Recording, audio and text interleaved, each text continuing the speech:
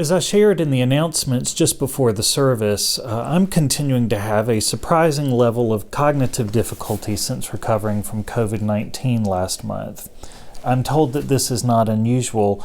They call it brain fog, and it should subside in time. But for me, a person who makes his living with thoughts and words, it is beyond maddening not to be able to say what I want to say, right when I want to say it, and exactly how I want to.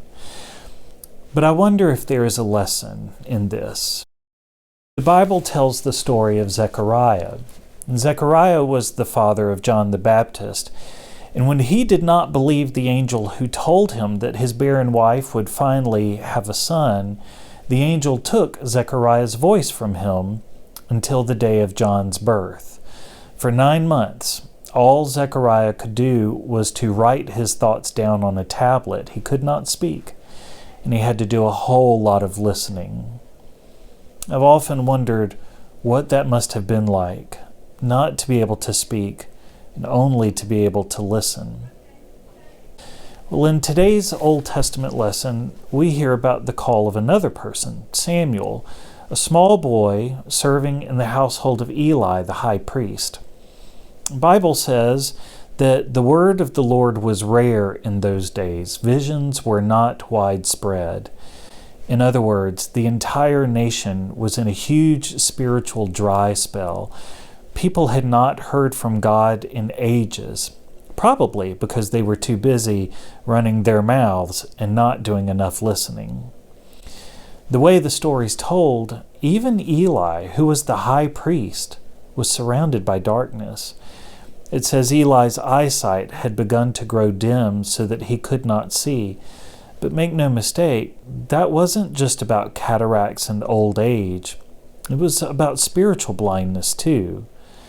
Even for the most spiritual people, the world was dark and God seemed quiet. And yet, in that very same sentence, it also says, the lamp of God had not yet gone out. Even when things seem to be at their darkest, God is never gone. Like the Bible says in Isaiah and in Matthew, a smoldering wick he will not quench. God will use whatever light he can get his hands on. So there in Eli's household was a little boy named Samuel, basically your run-of-the-mill typical acolyte. It would be as if Luke Schmeisser or Brooklyn Crow or James Yost or Gabriel Milton or Collins Riddle lived full-time at St. Anne's and slept in the sacristy and made sure all the candles stayed lit and kept the sanctuary tidy. That's what Samuel did. But in the middle of the night, a voice calls, Samuel, Samuel. My Old Testament professor Stephen Cook used to say that when God calls your name twice, you'd better listen. But Samuel thinks it's Eli, so he says, here I am, and he goes running into Eli's room. No, says Eli, I did not call you. It happens a couple more times. And even though Eli's spirit has run nearly dry, he knows exactly what's going on and exactly who is calling Samuel's name. So, as only a high priest could, Eli gives Samuel the secret password.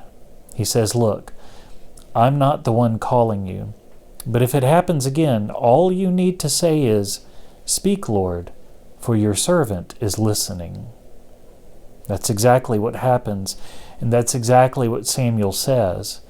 And for the first time in a long time, someone finally hears the voice of God.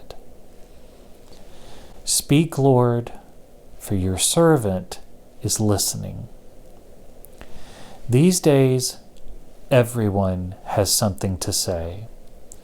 From the stands that people feel they need to make on our endless sea of social media platforms, to the words coming at us from every news outlet and every opinion mill, to the righteous commentary that constantly runs without mercy inside each of our own heads, our world is filled with words.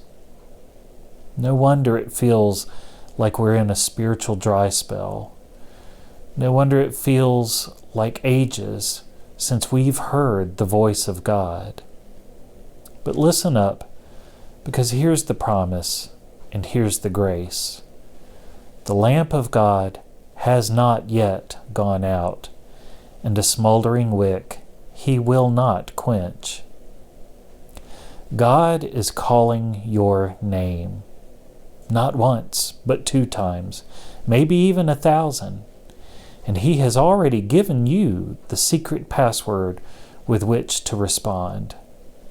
Speak, Lord, for your servant is listening. The next time you feel like it's time to open your mouth and add more words to the poisonous cacophony all around us, stop.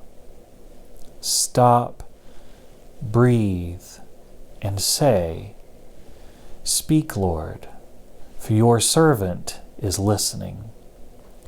Then, for God's sake, listen. It may be that God actually has something to say.